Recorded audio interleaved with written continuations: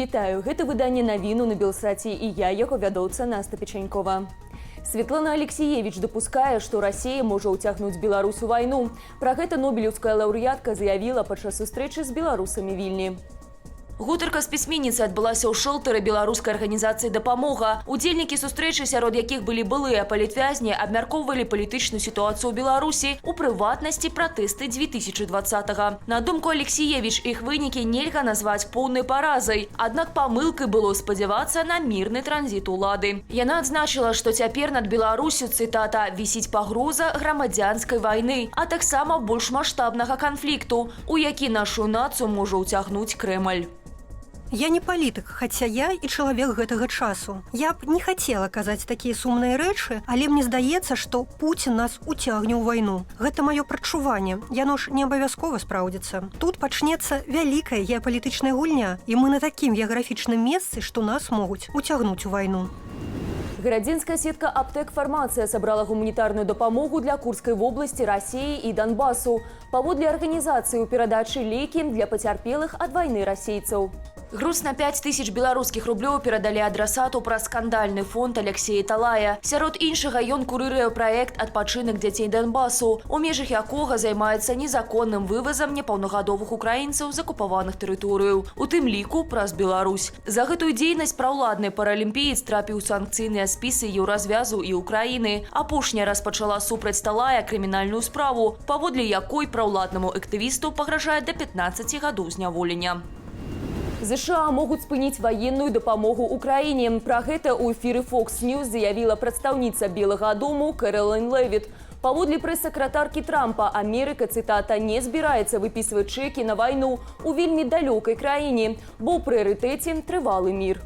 Пра намеры адміністрацыі Дональда Трампа спыніць ваенную дапамогу Украіне паведамляў і Вашингтон Пост з пасылкай на чыноўніка Белага дому. Паводле выдання, рашэнне закране пастаўкі на мільярды долараў, у тым ліку боепрыпасы, ракеты, радары і вайсковы транспарт. Напярэдадні ў Вашынгтоне адбылася сустрэча Владзіміра Зяленскага і Дональда Трампа, у выніку якой прэзідэнты мусілі падпісаць пагадненне аб рэдказямельных металах. Аднак дамова сарвалася, бо паміж палітыкамі ўспыхнуў канфлікт. У вас цяпер няма картаў. З намі у вас з'явяцца карты. Я не гуляю у карты, спадар прэзідэнт. Я вельмі сур'ёзны. Вы гуляеце сур'ёзны. у карты, вы гуляеце з мільёнамі людзей, вы гуляеце з трэцяй сусветнай вайной. Стан здароўя папы рымскага зноў пагоршыўся. Пантыфік перанёс эпізод бронхаспазму, і яму спатрэбілася штучная вентыляцыя лёгкіх.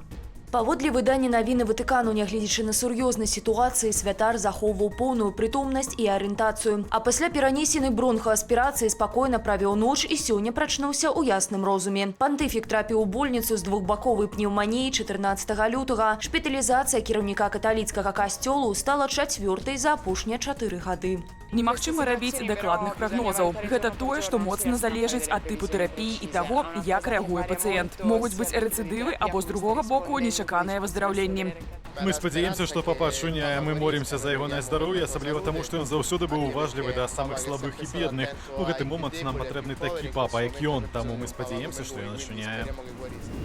Беларусь адмяніла роумінг з Расіі. Цяпер абаненты змогуць карыстацца мабільнай сувяззю на аднолькавых умовах у абедзвюх краінах. Як паведамляе выданне «Спутнік», аператары сувязі мусяць прапанаваць абанентам даступныя тарыфы, у якія ўвойдуць 30 хвілін бясплатных размоваў штомесяц і 5 гігабайтаў інтэрнэту коштам 20 беларускіх рублёў. Калі абанент выкарыстае прапанаваны пакет, кошт адной хвіліны размовы складзе амаль 28 капеек. Каб скарыстацца льготным тарыфам, неабходна падключыць паслугу роумінг. Амаль 70% свайго бюджэту беларусы выдаткоўваюць на спажывецкія тавары. Такія звесткі падае Белстат.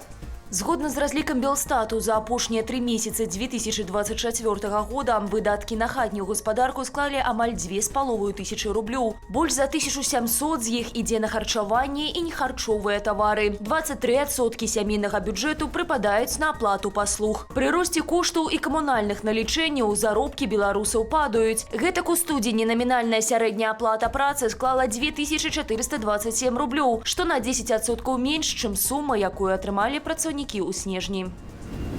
У першы дзень каляндарнай вясны жыхары Берасця выйшлі на суботнік. Як паведамляе агенцтва Белта, да акцыі абсалютна добраахвотна долучыліся больш як 800 асобаў. Гэтак у абласным цэнтры стартаваў месячнік добраўпарадкавання, які скончыцца 19 красавіка. За гэты час чыноўнікі плануюць падрыхтаваць горад да маштабнага святкавання 80-й гадавіны перамогі ў другой сусветнай вайне. Паводле прапагандыстаў, беларусаў будуць прыцягваць не толькі да навядзення парадку ў дварах і парках, але і да капітальнага рамонту будынку ды асфальтавання вуліцаў. На гэтым я з вами развітваюся. Захвочу ставіць лайки, каментаваць і дзяліцца нашым выданнем, калі гэта для вас бяспечна. А таксама чытаць Белсат у Тэлеграм. QR-код на вашых экранах. Усяго вам добрага і да сустрэчы.